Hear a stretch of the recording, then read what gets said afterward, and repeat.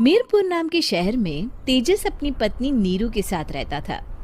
पति पत्नी दोनों ही नौकरी करते थे। एक दिन तेजस गांव अपनी माँ के पास फोन करता है। हेलो, प्रणाम माँ। जीते रहो माँ, तुम दादी बनने वाली हो हैं? अरे वाह, ठीक है बेटा, मैं कल ही आती हूँ। जब माँ जी शहर पहुंची तो बेटे बहू ने बहुत अच्छे से स्वागत किया। लीजिए माँ जी, चाय। अरे गर्मा गर्म पकोड़े ले आओ माँ के लिए। नीरू रसोई में गई और 2 मिनट में ही पकोड़े ले आई। जी ये लीजिए। बहू जादू से बनाए हैं क्या? अभी तो रसोई में गई थी। यम्मी। माँ जी, शीला रसोई में पकोड़े तल रही है, मैं बस लेकर आई। हे भगवान, मेरा धर्म भ्रष्ट कर दिया तूने। अब तो गंगा जल से शुद्धिकरण करना होगा। दूसरे दिन, माँ जी मैंने नाश्ता बना दिया है, ऑफिस जा रही हूँ। पर अभी तो घर का सारा काम पड़ा है। शीला आती ही होगी, झाड़ू पोछा बर्तन कपड़े वो सब कर लेगी। हमारे जमाने में घर का सारा काम हम ही करते थे। जी माँ जी, आप बहुत होशियार हैं, मैं घर ऑफिस दोनों नहीं संभाल पाती। तो जरूरत क्या है घर से बाहर जाकर चाकरी करने की? वैसे भी घर का काम खुद करने से घर में बरकत आती है, समझी? पर माँ जी। पर वर कुछ नहीं, इस महीने की पगार मिले फिर ऑफिस बंद। हाँ। रात को नीरू तेजस से कहती है, सुनिए जी, माँ जी बोल रही थी कि मैं नौकरी छोड़ दूं। वैसे ठीक ही तो है, अभी तुम्हें आराम की जरूरत है। फिर भी आराम कहाँ, शीला को छुड़ाने के लिए बोल रही थी। तो अब 24 घंटे में इतना काम तो कर ही सकती हो। पर जॉब पसंद है मुझे, घर पर मन नहीं लगेगा। अगले दिन जब दोनों ऑफिस के लिए निकल रहे थे, मेरी तो कोई कीमत ही नहीं है इस घर में।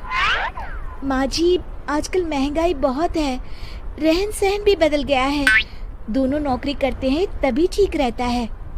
अच्छा, तू कहना क्या चाहती है? मेरा बेटा तुझे बिठा के खिला नहीं सकता? तू ही इस घर का खर्च चला रही है, हैं? नहीं माँ जी, मेरा वो मतलब नहीं था।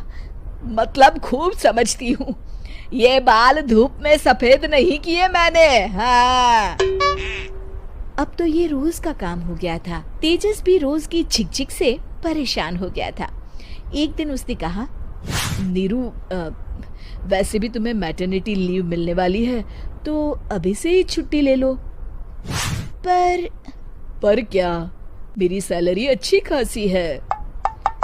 आखिर नीरू ने रिजाइन कर दिया। जब बच्चा हुआ तो घर में सब बहुत खुश हुए। कुछ दिनों बाद तेजस फाइल देख रहा था। क्या हुआ तेजस, कुछ परेशान लग रहे हो? अब हाँ, वो हमारी जितनी सेविंग्स थी वो तो हॉस्पिटल में और छठी के फंक्शन में खत्म हो गई है नीरू। और अभी वैसे मंदी चल रही है तो मैं बोल रही थी कल मुन्ना को हेपेटाइटिस का टीका लगवाना है। नीरू, क्या पोस्टपोन नहीं कर सकते?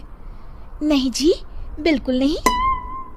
अब तेजस को समझ में आ रहा था कि उससे गलती हुई है। पैसों की कमी का असर घर के माहौल पर भी पड़ रहा था। अगले दिन, बेटा मेरा चश्मा और ये दवाइयाँ ले आना, पर्चा देते हुए माँ जी ने कहा। जी। तेजस, मुन्ना के लिए दूध का डिब्बा और डायपर भी ले आना, और ये किराने के सामान की लिस्ट है, इसे भी लाना है। तेजस गुस्से में लिस्ट मरोड़कर फेंकता है और चिल्लाता है, पैसे क्या पेड़ पर उगते हैं? ये ले आना, वो ले आना। अरे पर ये जरूरत का सामान ही है। वो गुस्से में बिना कुछ कहे ऑफिस चला गया। अरे लंच तो ले जाइए। नीरू दौड़कर डिब्बा पकड़ाती है एक दिन खाना खाने के बाद, नीरू, अब तो मुन्ना कुछ बड़ा हो गया, तो अब तुम वापस ज्वाइन कर लो ना जॉब। पर इस रिसेशन में जॉब मिलना बहुत मुश्किल है। ट्राई तो करो। फिर मुन्ना? माँ जी है ना, और एक फुल टाइम मेड भी लगा लेंगे। पर माँ जी, उन्हें तो पसंद नहीं। तभी माँ जी वहाँ आ जाती है और प्यार से नीरू के सर पर हाथ फेरते हुए बोलती है, अब मेरी समझ में आ गया बहू, पहले के और अब के समय में अंतर है। तुम काम शुरू करो, मुन्ना की जिम्मेदारी मेरी। मेरी प्यारी माँ जी। ये कहकर नीरू उनके गले लग गई।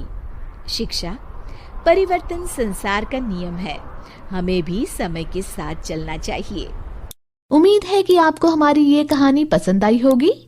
कृपया हमारे चैनल को सब्सक्राइब करें और सभी अपडेट्स के लिए बेल आइकन जरूर क्लिक करें। और हाँ, वीडियो लाइक और शेयर करना मत भूलिएगा। Bye bye.